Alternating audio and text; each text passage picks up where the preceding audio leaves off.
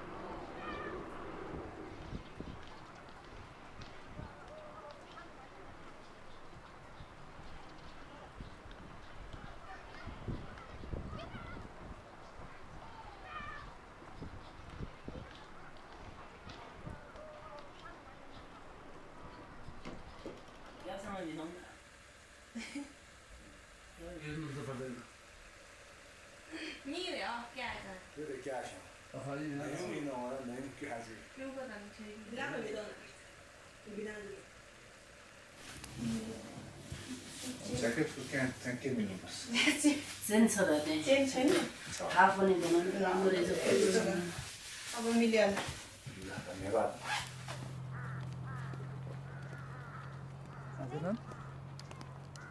न्यून दृष्टि अथवा दृष्टिविहीनताको कारणले गर्दाखेरि मलाई यो आफ्नो बाल्यकालदेखि नै धेरै कुराहरूमा अप्ठ्यारो हुन्थ्यो।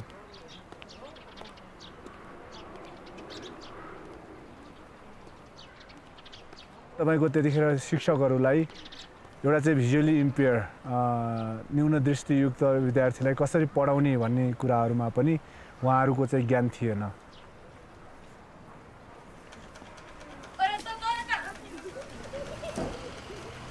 सँगैका साथीहरू चाहिँ किताब कापी कलम बोकेर होइन स्कुल पढ्न जान्थे भने म चाहिँ अब खाली हात चाहिँ स्कुल जान्थेँ। किनभने अब मैले चाहिँ त्यो किताब कापीहरू लेख्न पनि नसक्ने पढ्न पनि नसक्ने हुँदाखेरि चाहिँ सुनेर मात्र पढ्थेँ।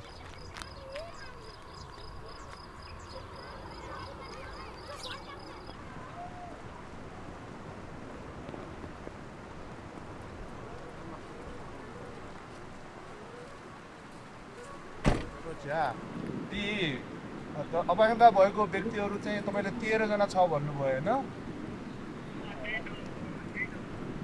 मैले भनेको तपाईँहरूलाई तुरुन्तै त्यहाँ त अब तपाईँको दायाँ बायाँतिर जाने बाटै छैन, त्यो पुल छैन। अनि घरमा तुरुन्तै चाहिने त्यस्तो चिजहरू चाहिँ आवश्यक छ भने त्यसको लागि म यताउता अलिकति कोसिस गर्न सक्छु कि भनेर चाहिँ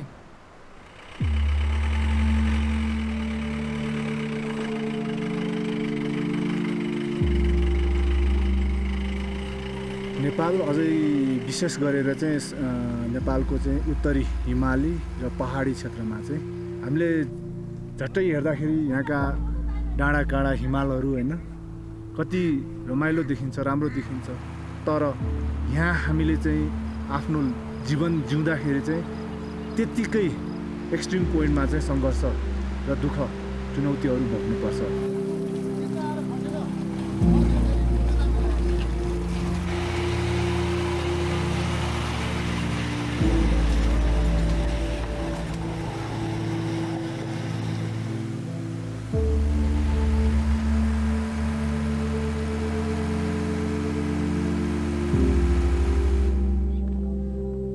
त्यसै गरेर अनि यी चिजहरूले गर्दा त्यो समुदायभित्र रहेको विभिन्न क्षेत्रबाट पिछडिएको अपाङ्गता भएका व्यक्तिहरू अति जोखिममा पर्ने अझ त्यसको चाहिँ बढी यो जलवायु परिवर्तनबाट निम्तिएका घटनाहरूको अझ बढी शिकार हुने गर्छ।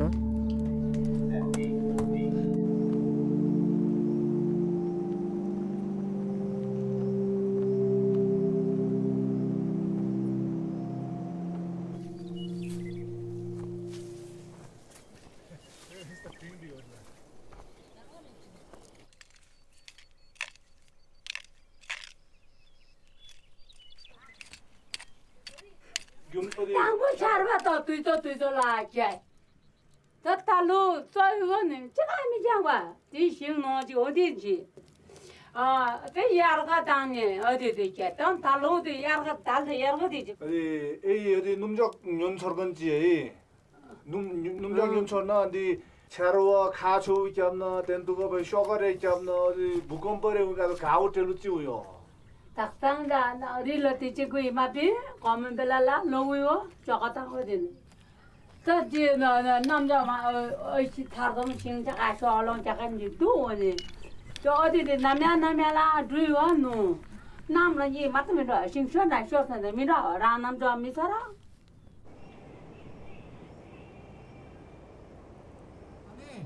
हामी सधैँ यही गाउँठाउँमा पुरानो परम्परागत कुरालाई चाहिँ मात्र लिएर ध्यान दिएर त्यही विषयवस्तुहरूमा मात्रै रुमलेर बस्न अनि भन्छ नि जस्तै अब तिम्रो अहिले चाहिँ दायाँ हातमा समस्या छ हैन दायाँ हात काटिएको छ कि किन यस्तो भएको हो पानी आइरहेको थियो बच्चामा सानो लगभग कति 9 वर्षको थिएँ म विद्यालयमा आउँदै थिएँ विद्यालय आउँदाखेरि म अनि बाटोमा अनि चिप्लेर मेरो हात भाग्यो अब मेन त पानी आउँदाखेरि कहीँबाट माथिबाट बाढी पहिरो आउँदाखेरि अरू मान्छे सचेत हुन्छ त्यस्तो अपाङ्ग पनि हुन्छन् तिनीहरू दौडेर गइहाल्छ अब हामीलाई अब आफ्नो सामान लिने कि अब आफू दौडी जाने भने त्यस्तो अवस्था हुन्छ गाह्रो हुन्छ प्रिन्सहरी आजभन्दा लगभग 14-15 वर्ष अगाडि मान्छेहरूले चाहिँ अपाङ्गता भएका व्यक्तिहरूको लागि हेर्ने दृष्टिकोण अति नकारात्मक थियो कुनै गाउँमा कुनै घरमा अपाङ्गता भएका व्यक्ति अथवा बालबालिकाहरू छ भने चाहिँ त्यो घरलाई नै हेर्ने दृष्टिकोण बच्चाहरूलाई चाहिँ सोसियली एक्सेप्ट नगर्ने अवस्थाहरू थियो धार्मिक रूपमा चाहिँ विभिन्न कथनहरू विभिन्न चाहिँ लान्छनाहरू चाहिँ लगाइने गर्थ्यो यो चाहिँ पूर्व जन्मको पापको कारणले गर्दाखेरि उसले चाहिँ यो अपाङ्गता भोग्नु परेको हो उसले चाहिँ यो जिन्दगीमा केही पनि गरेर खान सक्दैन भन्ने खालका विभिन्न भनाइहरू सहनु पर्थ्यो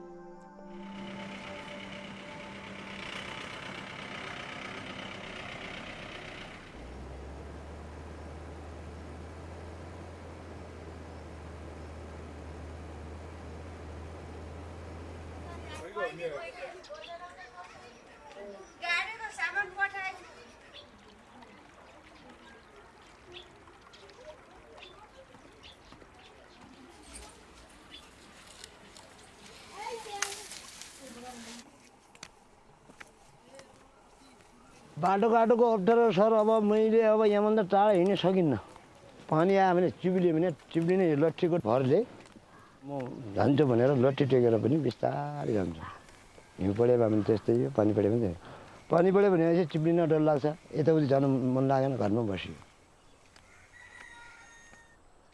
अब मैले पनि त्यही बाली नालीको अनाज आएर त खानुपर्छ नि त आलु फापर कोदो मैले त कहाँबाट ल्याउने पैसा चामल मैले ल्याउन सक्दिनँ मैले दाल तरकारी ल्याउन त सक्दिनँ जग्गाको उत्पादन नै केही न केही आफूले पनि रोटी खान पाइन्छ दबाई खान पाइन्छ समयमा पानी पऱ्यो भने अनाज हुँदैन अनाज भएन भनेपछि मैले पनि के गरेर खाने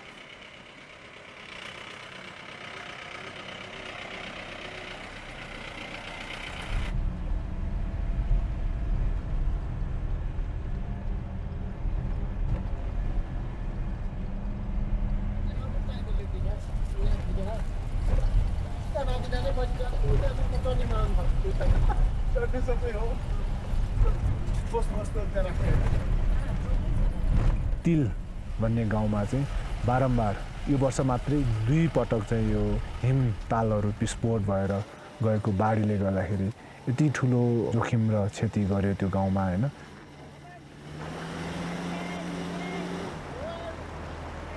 दायाँबाट पनि पहिरो बायाँबाट पनि पहिरो जाँदाखेरि चाहिँ यति धेरै समस्यामा छ त्यहाँको रेगुलर एक्सेसहरू सबै कटअप भइसक्यो अब त्यहाँ चाहिँ सहयोग गर्दाखेरि पनि राहतको लागि जाँदाखेरि पनि धेरै गाह्रो छ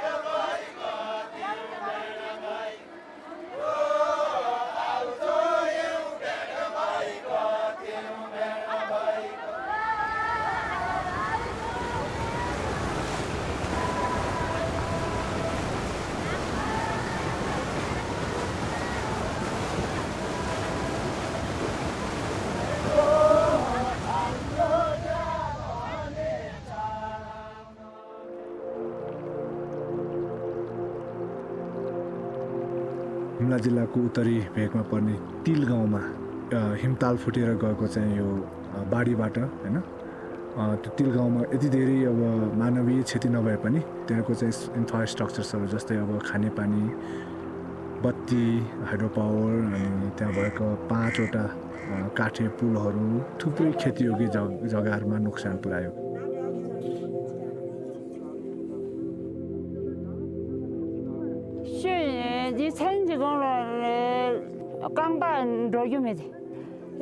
Di sanji kongol lepsong, di nya senla kongol lepnya suri, jiri chung rang tre mi tu bi kanga chung, sim jiri zoga mutak na suri kanga jen la song, sim kama tu puta nga shi renda, nga shi ji de ru ji de renda samja. Shu de korang chuzi, ni de major hai. Dina yo, hong sira, 상상 뭐 참이 너무 나치 유작 주로 때려다 잡았지 뭔 페이 고페니 피터송나 아예 주로 버가 네버 페이저 네라 쇼강 롱번에 쇼유 쫙아지로라 대장은 남자 믿어서 난 돈이제미다 신의 시중 결혼도 어제 들어 지장아 구글에다 같은 때 반응아 미유치 미칼라 자네 쇼 마와라 타타카는 롱미다 쇼데